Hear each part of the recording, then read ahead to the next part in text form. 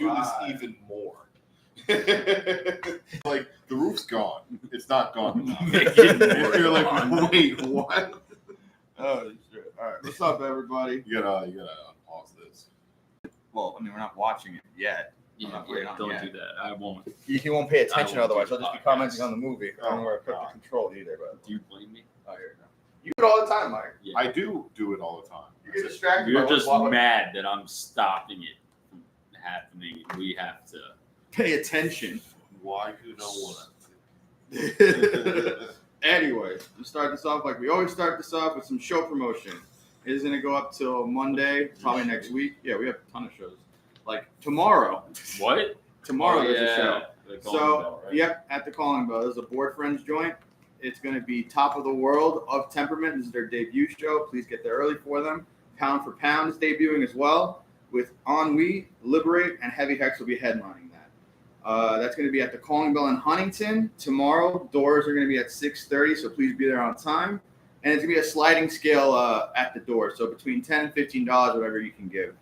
All the proceeds for this are going to go to Advocates for Trans Equality, too. So for a good cause, please try and make it out if you can. That's going to be tomorrow, Wednesday at the Calling Bell. Also, pretty sure there's a raffle prizes. Yes, and I think there's also other like art vendors and shit there, too. So Is there? yeah, I think so. They said there would be vendors there. Are you bending? There's too many goddamn bands. Like, I guarantee they probably have like 3 like artists or something, or like some Are photographers. you going? Yeah, tomorrow.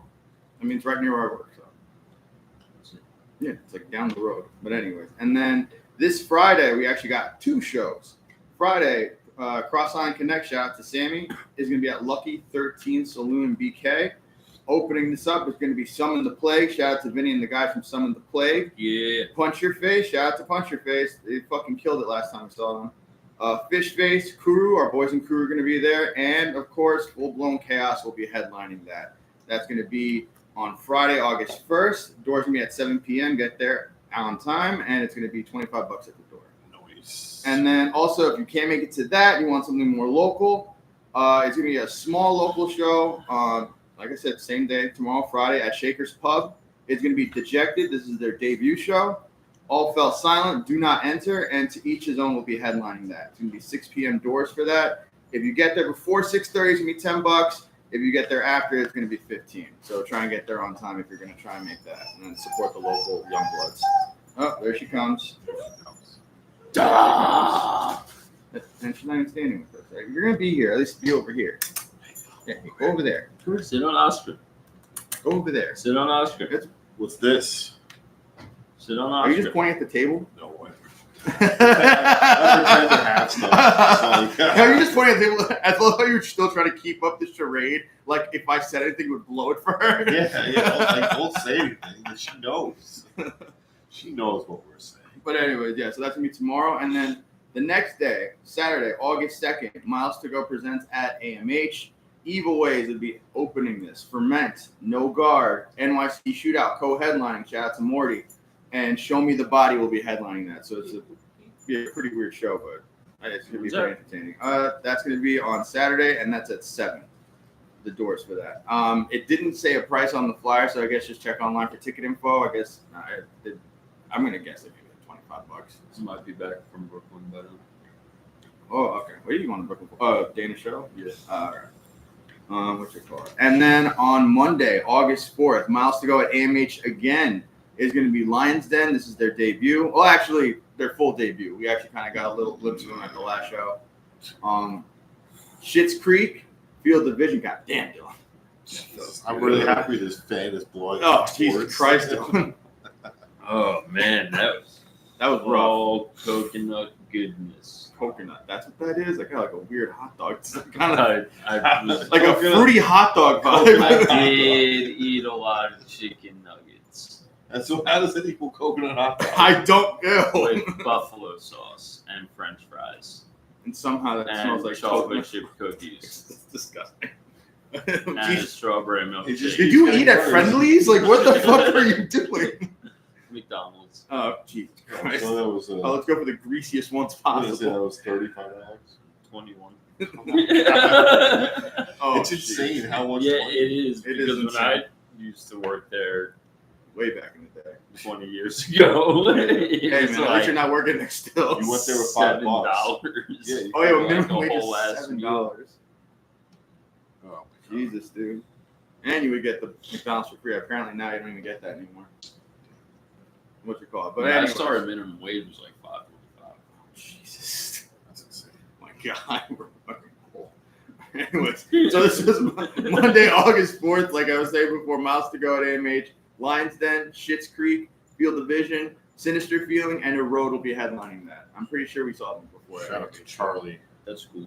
But yeah, 6 p.m. I might doors try and go to that. and $15 at the door. So if you're not doing anything on Monday, it's definitely something to check out at night. They were fun. Yeah, they were fun. And also the floor shows at AMH are always fucking awesome. Like I don't think I've been to a bad one yet. So definitely make it out to that one.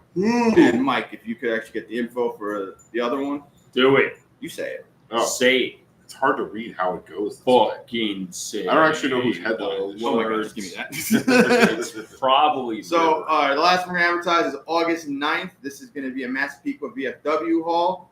We will be vending at this, so we're going to have the full setup with all the banners, all the T-shirts, all the nerd shit. It's all going to be there. Thank you to Anthony from Ennui for having us on this. But it's going to be Of Temperament, Quick to Judge, Defilade, Liberate, Holder, and Grail. I think Grail's the one to be headline, unless they have Holder headline because they're the tour band. What order it's going to be in. It's a very hard. It's like It's hard to determine who's doing what. It's cool. It's cool. I'm gonna. It's either gonna be Grail or Holder headlining. If you haven't heard Holder yet, they're fucking awesome. It's definitely gonna be worth going. They only out have to. like 4 songs. They're fucking awesome though, and because we also missed them at fucking Hellfest. We couldn't have saw them if we tried. Yeah, no, the line there was ridiculous. There was no way we were going to see even them. if we got there on time. There's no way we would have got there. we could have got there at 5 a.m. That's insane. That is We insane. could Actually, there was a little nap. there was literally a notice that said, "Do not start lining up there too early. Like line up at So 3." we could have got there at 5 a.m. Oh my God. Staked it out. But anyways, that's August 9th. That's going to be at Massapequa VFW Hall. Doors going to be at 7 p.m. Please get there on time for Up Temperament. And $15 cash at the door. So that's going to be it for show advertisement today. Let's get into the movies that we're going to get into. Well, there you go, Mike. That's my Take a quick shot. So I'm going to start off with my review of Eddington 2025. So this was directed by Ari Aster. This is the guy that did Hereditary, Midsommar. Spoiling movies Was it Strange Thing About the Johnsons, which is something that we've covered before. I think we did that with Raid in your basement. Oh, we did it with Tyler. What was it? Some Strange Thing About the The Johnsons. weird YouTube video. The 40-minute short film about the Very uncomfortable. very uncomfortable thing with the With dad the and the dad? son. Oh. Yeah, Ari Aster, the guy that did Midsommar and Hereditary, did that. Oh, that makes more sense. Yes. And then I think That was this. really uncomfortable. Yeah, no, he's really good at making stuff like that. You know what I mean? Like the more uncomfortable. uncomfortable horror, I guess you could call it. That- And that- slow burn The horror. short one was more uncomfortable. Well, yeah, just the whole subject matter. The other one was like, I don't know. The other one was, they were good, but it was like you said, it was a slow burn. There was like only parts that where we got crazy. I mean, his biggest thing I noticed with Ari Aster is that he, like I said, it's a slow burn, and then at like the third act, like in the middle of the third act, it will go completely apeshit. Like he just goes full all out, like it just gets crazy. Is this a horror movie? No, but it still follows that same dynamic. But so the premise of the movie is that this takes place in New Mexico during the COVID-19 pandemic. Balance. What are you doing? Dylan, stop. Stop interrupting him. You're being a cat. I wasn't interrupting shit. You ruined it. I was so close. He's like, I'm being- oh my god. He's like, I'm being a cat. This is what happens. It hurts. Autistic co-hosts. It hurts. I couldn't Jesus. finish it. They just keep drinking. Oh my god. Thank you, Hennessy.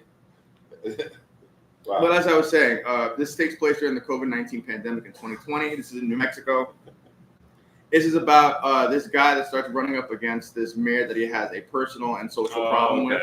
I've seen this. Yeah, and basically what goes on in this town during the pandemic. And I mean, not to like spoil endings or anything like that. It does get crazy, but it's a slow burn the whole movie, and you get so frustrated with everyone because you realize how stupid, including all of us, were during the pandemic when it came to like the weird social media shit and all of the protests and shit like that. Like this kind of takes that whole craziness that happened in America and puts it in a tiny town, and you see everything kind of go along. And you're like, wow, like you take stock and you look like I might have acted like this crazy at some point. Like, you know, like the BLM protest, but there wasn't a single black person in the protest. And then they were basically yelling at a black cop going, why are you with them? Why are you like, I'm like, dude, like, Jesus Christ, like leave him alone. He's just trying to do his job. Oh my God. Like it's very frustrating to watch, but when you watch it, you're just like, oh fuck. You hope that certain people gets what's coming to them. And they kind of do, but it's, I don't know. I the best way to describe this movie is if Ari Aster tried doing a Coen Brothers movie, which is like Fargo. He tried basically just doing Fargo during the pandemic. So, I mean, shot the same way, very dry humor. It does get funny sometimes. Joaquin Phoenix is awesome in this. Did I see him with a gun? Yes. Okay. Actually, that's the reason I agreed to go see it, because someone You're wanted like, to take I me. need to know why he has. Yes, and when you watch this and you see what's happening, number one, it's ridiculous. And if you think of like that era in COVID-19, you see what's unfolding, you're like, this is fucking ridiculous. And then when you see that scene with him with the machine gun, you're like, this is insane. And the fact that like this is a town that only has 3 cops, Joaquin Phoenix and then 2 other guys. So you're just like, where are all the authorities? Oh wait, he is the authority because he's the sheriff in the town. That's it. But yeah, it's. I mean, I enjoyed it for what it was, but it was way too goddamn long. Like it definitely could have just been an hour and a half, because most of the time it's really just a statement of what was going on in the pandemic. Yeah, and like all the weird shit that was happening during the pandemic. Like, all right, I get the point of what you're trying to do here. Let's move along. Let's get to it. But everything got so drawn out. But like I think that was pretty much my biggest criticism. Just it was too long. But all the acting was good. Like I hated the people. You hate the people that you want to hate. You like the people you want to like. And then there's some certain level of satisfaction with what happens to some of the characters. And then like you kind of get like a Tusk ending, I guess you could say. Oh. You know, like you're just kind of like, okay, so this is what happened. What animal is it? What animal is it? Uh, What did they become? what? What animal is it? It's a What did they capybara. A paralyzed dog. Decapibara. Dylan's like, I wish I didn't ask this. But yeah, I mean, if you're gonna ask me, man, this is a straight up stay your ass at home and rent it. I mean, there's not like big landscapes or anything you really need to see on the big screen or whatever. Only if you really like the actors and stuff in there, because they get a lot of actors in here too that are in there for like 10 minutes and don't really do much. Like Emma Stone is heavily advertised in this, and she is sleepwalking through this movie. She's doing like 10 minutes of her just looking Xanaxed out. That's her whole role in this movie. So, but yeah, like just stay your ass home and rent it. Wait till it goes on HBO or like Amazon Prime or something. You know what I mean? I don't regret not spending the money on it, but I mean, just, you know, I would just wait till it comes back and you can just watch it at home and then pause it to get a drink or something. But yeah, next thing on the docket, we got Happy Gilmore 2. Whoa. We actually all saw this because I was not expecting Dylan to see this. Yeah, I watched it yesterday to try and keep up with all the movies you just randomly spring on us. Yep. Without telling us. Yep. A horrible human being that Yep. you are. Yep. So you forced me to watch something that I was not in the right mindset to see yet. I didn't even force you. I didn't expect you to watch it on the fly with no notice. After a very long, hard day of work, you made me watch a comedy, which is almost as hard as going to work. Some people find that enjoyable. But it was a good movie. it. Jesus Christ. All that to say, yeah, it was a pretty good movie. You could have just short. It was a good movie. So you know what's funny, Mike? So this was directed by Kyle. I can't even pronounce his name. Newacek. He's Carl from Workaholics, the homeless guy. He directed. He Never directed seen it. this. That's I don't know what that is. Yeah, I mean, you don't want Workaholics. Nope. But No, I know the name. he knows the name. If you saw the people, you'd be like, I've seen these people. Yeah, you've seen it. Except for Kyle, he only plays Carl. He does a lot more directing and shit like that. But he directed this movie.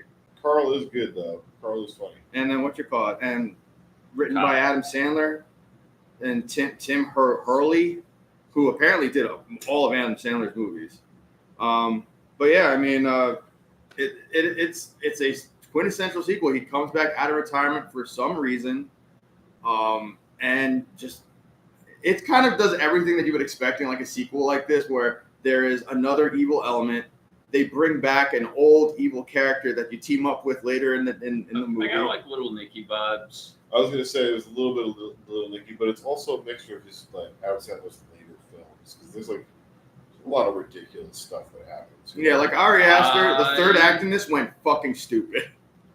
Have not seen an Adam Sandler movie since. Haven't seen it. You've never seen that movie? No. Was it Little Nicky? What's like so out of I've always seen like 4 Adam Sandler movies actually. And Little Nicky was one of them? Yeah. Okay. What about The Wedding Singer? Okay, so 5. So I've seen The Wedding Singer. Spanglish. What the fuck is that? I was about to say, though, if you said yes to Spanglish, I have seen. I would be very upset. Little Nicky. You saw it on VHS. Love that movie. Watched it all the time. Yeah, it's actually not a bad movie. It's a guilty pleasure. Big Daddy. That's funny. Billy Madison. Did you see the first Happy Gilmore? There was a. Oh my god! I'm kidding. This movie's just called Happy Gilmore 2. Yes, and the original Happy Gilmore, and those are the only Adam Sandler movies I have not seen Uncut Gems yet. I know I need to see it. I've heard good things about that. I've not seen his animated Jewish singing movie. 8 Crazy Nights. Yeah, I heard that was bad. I haven't watched the dating movie. Oh, you know 50 what? First I Dates? watched. No, I fell asleep through it. I can't even count. I was gonna say like Murder Mystery or whatever that Netflix movie, but I slept through the whole thing. I don't even remember it. So, yeah, this is the only other thing I have watched with him in it. It's pretty good. It's pretty much on par with the other shit that I've seen, except just like 2025. That's not gonna work. That's absolutely not going to work. Wow. Look at that. You are the Indiana Jones of booze. Yes. As I now drink my Faygo. But yeah, I mean, like, the direction in this was all right. I liked how they started off the movie making it a dramedy, where it was like, it's Happy Gilmore, but his life has turned to complete shit. See, I didn't even. I like. I guess you could call it a dramedy, but I got it like Paul Blart Mall Cop 2 like dramedy. Like it's so overly done and corny that it's fucking funny, and I don't feel drama or bad for you. It's just funny. Jesus Christ, you just love people's misery. That's just the thing. What do you mean? You love people's misery. That's not true. Oh yeah, wait till we get to Warfare. It's probably gonna be laughing through the whole thing. Whoa! Oh, yeah. Warfare might be the best horror movie of 2025. Okay. But yeah, I mean, so as far as scenes in this, any favorite scenes for you guys? What, Happy Gilmore? Yeah, Happy Gilmore. Oh my god. The fucking golf player. Oh, I will the say this. They're thing. getting what's his name? Who's Lancelot? What's his real name again? Oh, fucking LeVar? No, it's I don't know if I even got that one here. Come on. You better have all 72 Have it, cameos. God ready damn now. it. 72 cameos, my ass. There were 72 cameos. His name was Billy King. That's not him. Oh, Lavelle Crawford. Yes, Lavelle Crawford. Him just leaning into the Chubbs thing and clearly having 2 very different length arms was just fucking hilarious to me. Like it's and then when he uses the fake hand to like point a fake gun at them. Like, he was one of the best. He was parts actually one of the movie. best parts of the movie. Yeah. And Eminem just randomly. He just gets destroyed. Oh yeah, he gets absolutely annihilated by fucking alligators. What's it called? Anytime Shooter was on, I thought it was fucking great. Shooter was He was a fun time. Because it's like it's weird because he was so detached from the rest of the movie. They just had to keep throwing his like subplot story in there until he finally meets up with Happy. But like every time he was on, he plays crazy so good. It was really funny. He's great. I love him. Good actor. The dad in Faculty. Oh my god, yeah, he is the dad in Faculty. As far as like the story goes, like I like the whole thing where Happy's life kind of turned to shit and he just became like an alcoholic. And then even though they were kind of undercutting it with like that gag where everything he owns is a flask. Yeah, it's like that part was annoying as fuck. Here's the thing. The thing about that stuff and like the stuff that happens at the end, Adam Sandler does this thing now with his movies where it should be a cartoon. Like it shouldn't be like this live action thing. It should be a cartoon. Like you look at like the Ridiculous Six or like QB Halloween or whatever the fuck it is. Those should have been cartoons. Like if you're gonna go like Looney Tunes ridiculous with it. I like the whole thing where he's an alcoholic. Like I said, that whole gag undercut that whole thing. And like they could have just kept it at he's just kind of I don't know, just trying to play through golf to win this money for his daughter while trying to struggle with the fact that he, his life is kind of shit. But they had to put this whole thing with this like rival golf league and shit. Where I'm like, this was kind of unnecessary. Like, What's that guy? Oh, that guy. Apparently, I think he's like a writer or something. But is he a writer? He looked like some weird YouTuber or something. Like we said when we were watching him, the bad guy in this. I forgot his name right. If you could even call him that. Let's see. His name is Frank Manatee in this. Frank Manatee? Yeah, that's his character name. I forgot that was his name. God. But his name is Benny Safdie. And he's like the bad guy in this. And he has this weird face where it kind of looks like he's wearing a face over his face. It looked like he was in Mission Impossible. Yeah, or in White Chicks. Like I was getting that kind of vibe. Like he had latex over his face or something. And also he had this very dead-eyed stare where his acting just did not come across good at all. Haley Joel Osment. Oh yeah, he was in this too. But Haley Joel Osment, I'm glad he's getting work. But he is a weird looking dude. He looks so bizarre. He literally just like did not his like face didn't grow up at all. He just grew a beard. It's so weird. He's like a bearded child. Maybe he's got like more of like an advanced version of that Andy Milonakis thing. Oh my god, dude. Except he still looks like a man. Andy Milonakis looks like an old woman now. Yeah, it's kind of weird. Can Andy Milonakis grow a beard? You know what? I don't know. I was gonna say like that is such a random question. I was gonna say that might help us. Call him up and ask.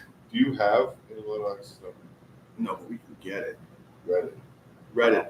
It probably is on Reddit. He's a big Twitch streamer now. I remember one time someone posted. Come on. What are we doing here? Someone posted. You all familiar with the fella named Chum Lee? No. He was on Pawn Stars. Pawn Stars? No.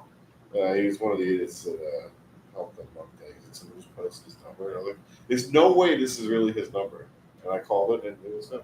Oh my god! It's like, that's so weird. Jeez, right. But yeah. Anyways, so ratings for this. I mean, granted, I know it didn't go to theaters, but would you be your ass at home? Yeah, would you be okay? I was about to say, would you be upset if you would paid never for have this? gone to this? Yeah, because I mean, I went into this very like this is going to be terrible. Yeah, I thought it was going to. I'm sitting here and it's like, it's not terrible. I like this. It's not terrible. Like I mean, like I said, I mean, it is Maybe on Netflix. I need to go into movies more, expecting them to fucking suck. Yeah, and then you'll like them more. Yeah, exactly. Unless you get proven right, but then you feel good because you're like, you know Tell what, me, like, I was right. My horror faves are really like doing these things where it's up in the air and like They're doing these things. Scream. I don't even know what Scream's doing. Scream Dylan is the most down for Scream. He's like, I can't back. was cool. That's bad, man. And I was kind of like, all right, like, let's see what's going on. They did the city one, and that was cool. And then they fired the main chick. And then Jenna Ortega quits. And then they got no one. And then the director's like, fuck this, I quit. Oh my And then Kevin Williamson comes back. And then they get Nev Campbell to come back. But they were already in the middle of like, they had 2 out of 3 movies essentially done for the storyline that I saw like going on, and it's dead now. We're never going to get that storyline. Like, it's just because you fired Barrera. And but Nev Campbell's back, and that's cool. The twins are back, which is weird because you're going to cross the storylines now. So somehow, like the last I feel like you shouldn't try analyzing too far into it. I have no idea how convoluted this storyline is. I mean, apparently it got super convoluted. And it's not even in production. I didn't even. No, I think it's coming out February 2026. Oh, is it? Yeah, shut your What are you talking about? What are you talking about? Dumb. It's not even in production. They didn't finish the other movies. They got and the cast is insane because it doesn't make any sense. Because it's Matthew Lillard. Well, spoiler. David Arquette. What? Wait, what? Maybe they're doing flashbacks. The villain from Scream 3 who died, the brother. They're drawing the worst one. Yeah, so anyway, it's going to be interesting. Interesting is what we're going to call that. Oh. I'm going to see it. I'm going to see it. I don't know how I'm going to feel. The pain in your voice it. Right now, dude. I'm going to see it. I still believe. That's like what Halloween Kills did to me, man. I was like, I mean, it was going downhill after 2. 2018 was so good. I mean, the comeback movie. Kills was like, okay. And then Ends was even more like, okay. And now it's over. Next. Like, I think the problem is when they have these movies set up, they're really.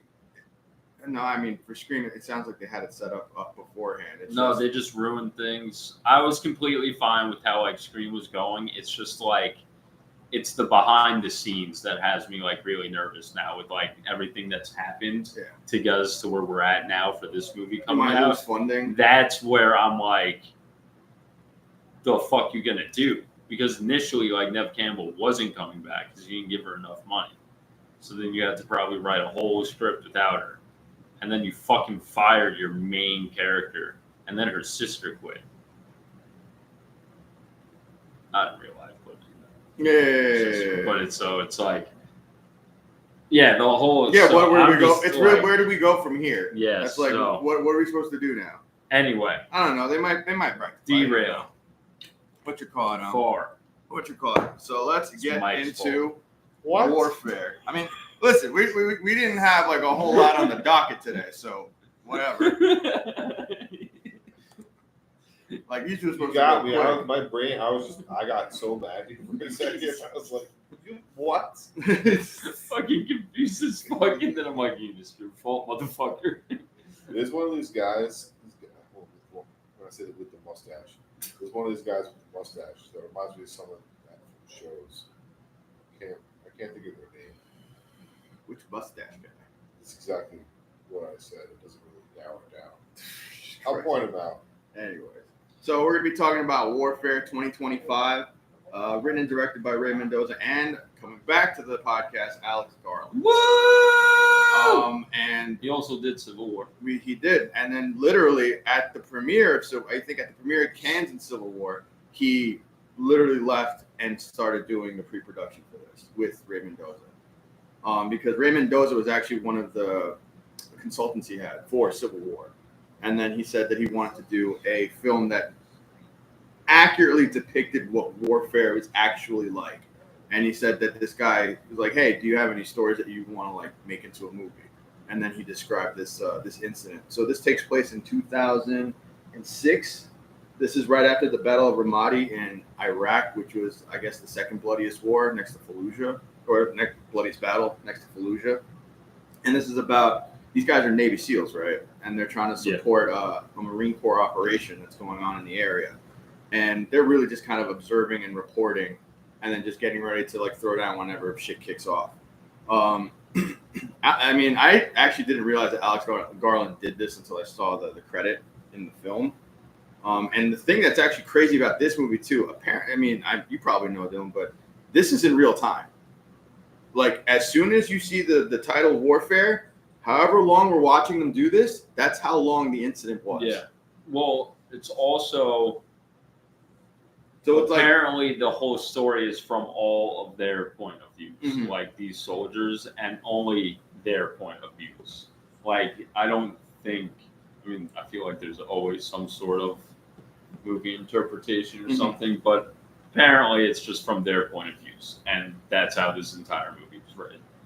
But this movie is not intense in the sense that I would say like how like Black Hawk Down was, or 13 Hours, or some other war movies. But this shit, like the anxiety inducing, is fucking insane. Because it's like, here's the thing too, like this is when I was watching this, I'm like, this is kind of how it would fucking be like this, like, you know, like it's not running and gunning the whole time. You're not fucking always under fire as soon as you land wherever the fuck you're gonna be. Like it's an escalation, and usually it's a small escalation and then one giant fuck up, and then you have to recover from that. And that's exactly. Yeah, no. And once again, this movie is intense, but not like Black Hawk Down or any of these like giant war movies where you see just a lot, like I said, a lot of running and gunning. And us as like watchers, we know that something's gonna happen. Yeah.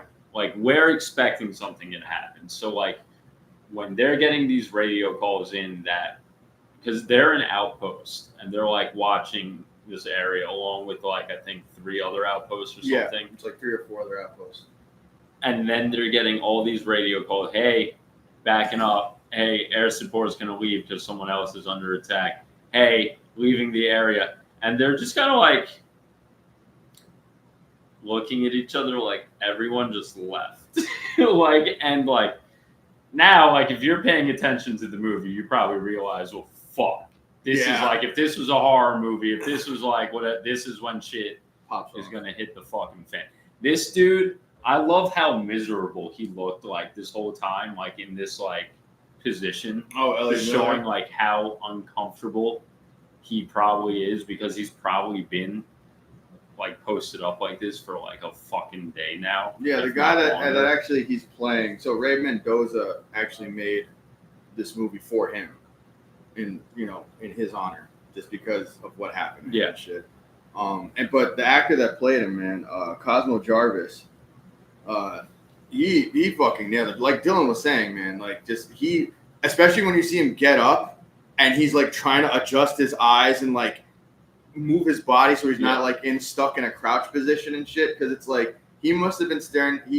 Obviously like before this, but he was probably staring down that scope for a while. You know what I mean? But like. And laying like that. Yeah, in the prone position. And those are it's like a makeshift fucking cushion position. Yep, and he's not really blinking a lot either. And not only that, he has to look at everyone. These guys are really just kind of marking everything down. They have all their list of suspicious people that they find and shit. And then, like I said, there's this gentle escalation. Like Dylan says, like as soon as you see everyone clear the streets, like you're like, oh, okay, this is when shit's about to pop off. Before that, they're like noticing that guys are more. I think they said like war ready or like war age appropriate males. MAMs, MAM. Yeah. Male. What was it? Military age males. Yes, military age males, and you start seeing more of them come in, and then you start seeing that they're actually concealing weapons and going into this one area, and then you start seeing that they're on top of the rooftops and they're kind of looking at their position the whole time and stuff. And then, once again, everyone clears, and then shit kind of just hits the fan because at that point, sneak a grenade through the fucking sniper. It's the littlest fucking thing. Because, like, you would expect, like, maybe, I don't know, I was expecting something more grandiose, like, I don't know, maybe like a guy with like a bomb strapped to him, or like maybe they climb around and they get on top of the roof. I mean, later they do, but like you actually see them like go in and shit. But yeah, it was just you see this little, and they don't make a big deal of it either. You just see this thing fly in, and no one really notices it until they see something rattling around, and then you see them all go fuck, and then they all have to like dive and like ditch the grenade and shit.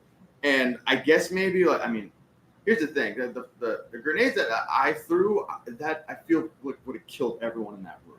I don't know if what they had was like a bump grenade or like just not as strong, but it did fuck these guys up. Don't get me wrong. Oh yeah, they got fucked up. Like if anything, unless it was meant to just be a concussion grenade or something, because like they were pretty close to it, and I feel like they should have gotten more hurt than they did. Yeah, because no one died. No, but they got fucked up. They got like Elliot up. Miller, like he was rocked the rest of the movie after the goddamn grenade. I think he got rocked by something later on. They did a really good job of like when people got disoriented due to like sound.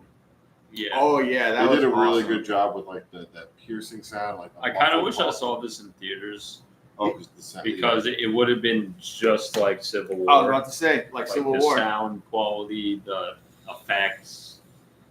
But yeah, this movie was fucking nuts. And not for nothing too, like the actors and shit. Like what I loved was how they portrayed like, hey, these guys are fucking tight with like their formations, the way they communicate with each other. But then as soon as shit really hits the fan, you see it just kind of start slowly dissolving because everyone's starting to get that war fatigue or that fog of war because now like they're rocked. They can't hear correctly. They're trying to deal with like wounded people and shit. And they're trying to get their bearings as best as they can.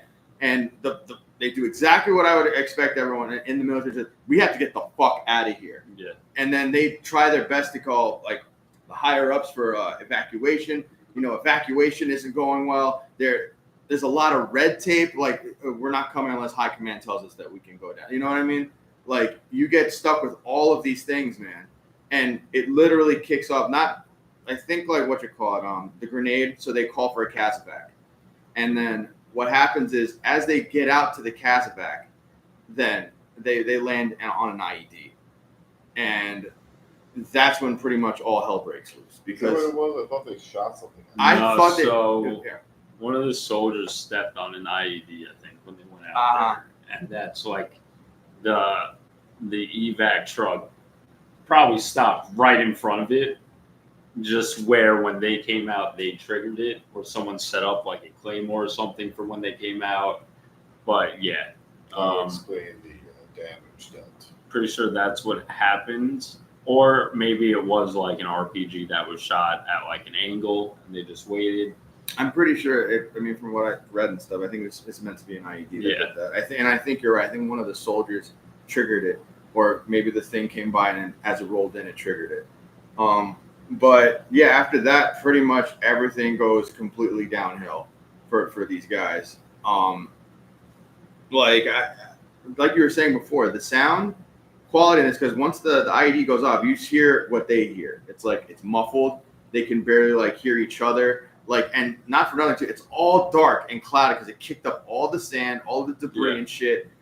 And like they're waiting, like they had these Iraqi guards with them. And those guys got fucking blown the fuck up. And I'll say this too: this movie isn't super gory, but you still get that how intense the gore that is in it is pretty rough. You see how intense like the wounds they have actually are. Like there's one point in this where the guy is dragging, I think Elliot. He's trying to drag him back into the house, and you see him turn. And something not even that gross. It's like slight. You see him turn the corner. And you see that because the guy's leg is so fucked up, the ankle is bent the wrong way and it's caught on a corner of the wall. And you see him like, I don't want to just fucking yank it and rip off the fucking ankle. So he's trying to like wiggle him around and stuff. And just the way they linger on that shot, because you know because his pants are what's keeping his leg together, really. Because when you see his legs, they're pretty much hamburger, like when you see him.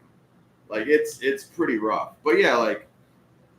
I read that when they were doing this, like with the tight formations and shit like that, all of these actors went through their own like boot camp and shit like that. They trained with some of the soldiers, other soldiers. The ones that didn't have their faces blacked out came and did some like training with them, which was really cool. I heard though that a lot of them also went to go visit the guys that were still active too, just to talk with them and shit. Because a lot of the guys, and we were wondering too, because they do show at the end. This isn't so much of a spoiler. They do show at the end like all of the guys that are being portrayed in the film, but literally 90% of them are blocked out, and that's because they either want to remain anonymous, or they're still in active duty. Yeah. And these guys, and here's the thing too, because I was confused at first. I didn't realize that they were Navy SEALs, but these guys are like literal hardcore Navy SEAls, and I also think this was all their first times out. Oh, you think? I was talking to Steve a little bit, and I wanted to like double check it, but yeah, either it's like their first time together, or like their first time like out on like a patrol like this and some shit, and this is like pretty much what happened. I mean, that would explain why they were like really tight, but it quickly devolved. Yeah, like they had to really get their bearings and shit, and not for nothing too. Like, what's the guy's name? Will Poulter. He plays the officer in this. He is exactly what like that. It's a young officer in charge of these guys, and he's doing a good job, like instructing what he wants to get done and shit. Yeah. And none of it was actually none of his calls were stupid. Like I'll say that. Like, but you know, once he got really rocked, like he kind of just lost it to the point where he literally he tells someone else to take over for him.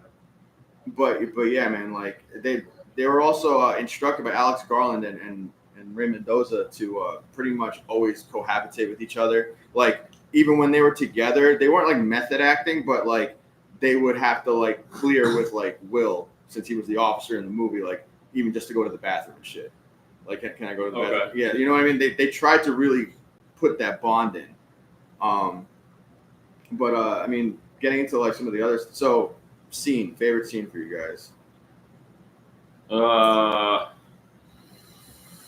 I guess one that really hooked you, since this isn't a really pleasant movie. I mean, I enjoyed when they leveled the roof multiple times.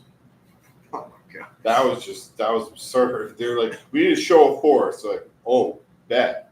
And I also remember too, like I was talking to you. I'm just like, why don't they just fucking? They know they're up there. Why don't they just start shooting up there with the tanks? And literally, that's exactly what they did. You know what was cool? When they used the jet for the sonic boom. Oh, that was the show of force I was talking about. That was cool. Because they couldn't land ordnance, but they could do that. That's cool. That'll disorient the fuck out of people. And they did it multiple times too. Yeah. Like it wasn't just one time. Like anytime they really needed it, they used it. It's like a literal power up in a video game. Yeah. And man, what about you, Dylan? Probably the beginning. You see them singing and doing like stupid ass shit, and just like being like humans. And it's like completely normal, and then it goes right into their like night up, and they have to take over the house. But then they're still kind of like being cornballs. Oh man! Here's the thing too. It's like I like that in the brief amount of time that they had, they immediately established like they're all bonded together. Yeah, like they legit like are friends. You know what I mean? And they actually have chemistry and shit together too. And then after that, they finally lock in stuff, and everyone's really just about their job, which I also like, because there's always a lot of times where I feel like I thought it would be one of those things, kind of like Black Hawk Down, where they're like, this isn't the real thing. Don't take all your shit. You know what I mean? Like they're not taking it seriously. Like this is just an in and out kind of deal. No, they were locked in and on point with everything they were trying to do. Especially the guy that was playing Ray Mendoza's character, which he did a really good job with this. And also, I didn't realize that we had to see if we could find him on here, but was it James Gandolfini's kid is in this? That did Saints of Newark. Really? Yeah, he's in this. It might be. It's hard to tell. Blood? No, it's not the new guy.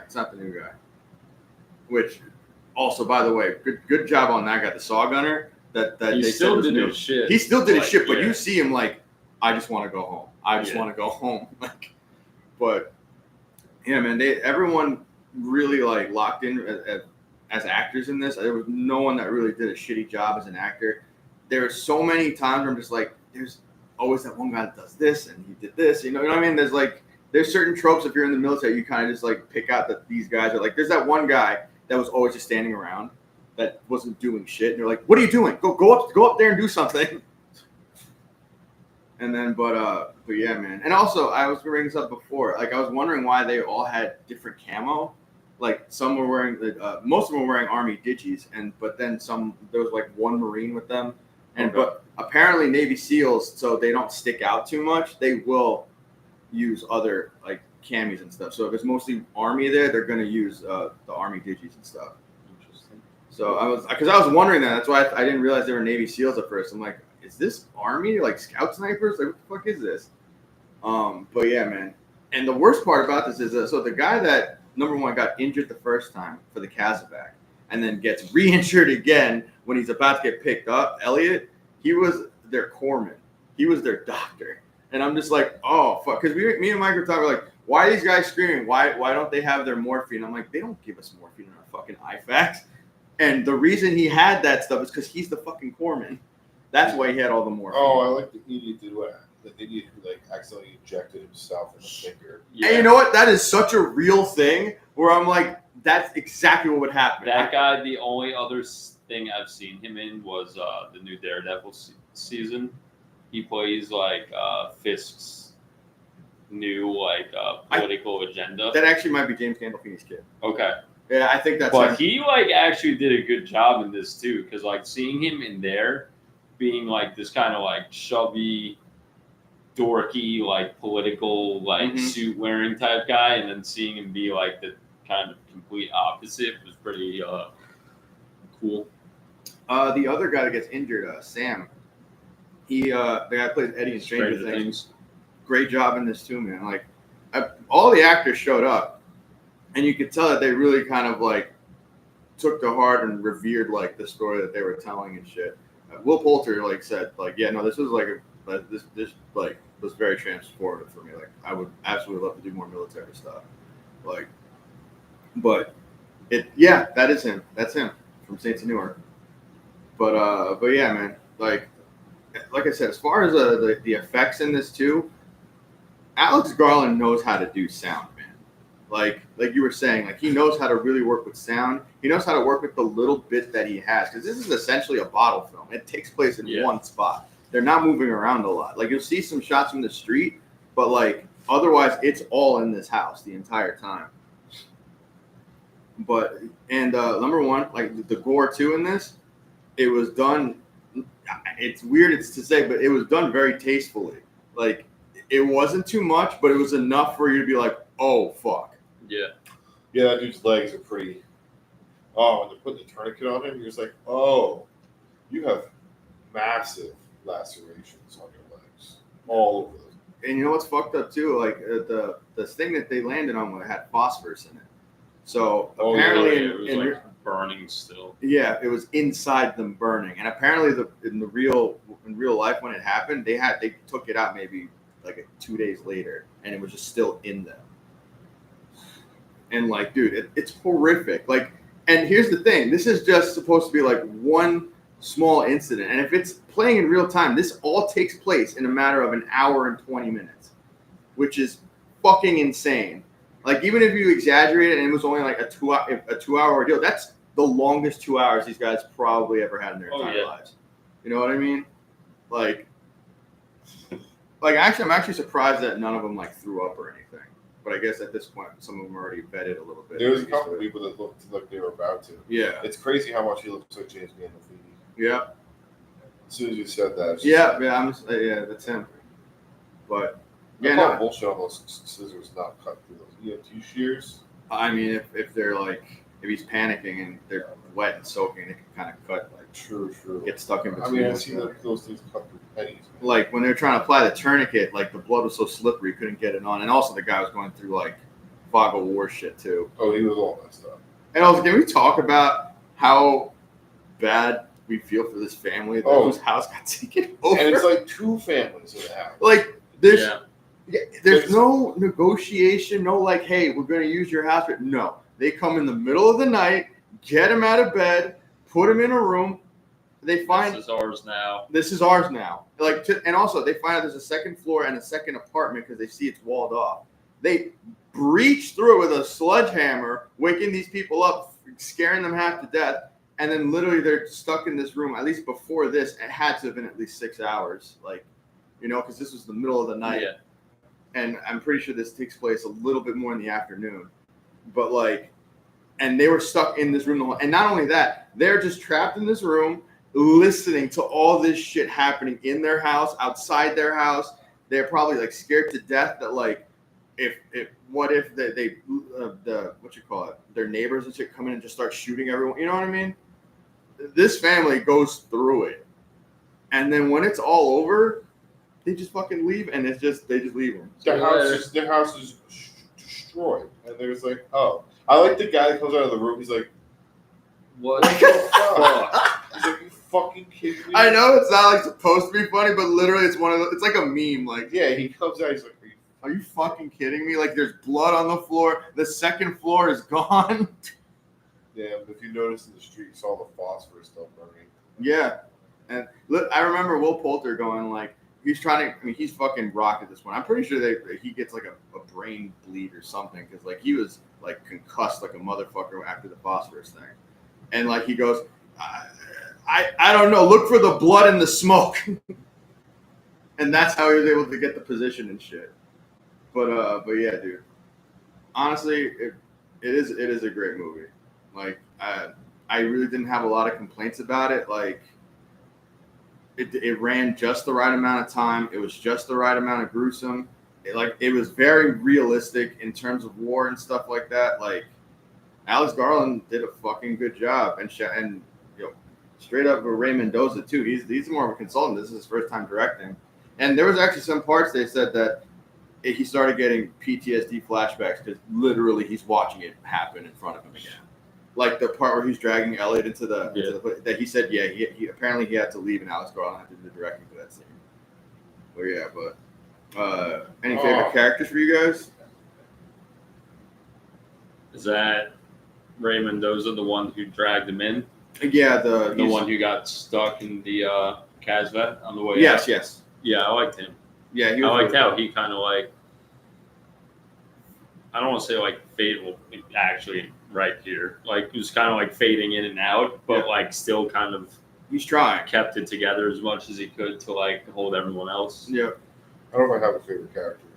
It was I mean, they're all fucking badass. Honestly, I think the guy who was in the pro position with the mustache was just like, ow. Oh, that's Elliot. Ow.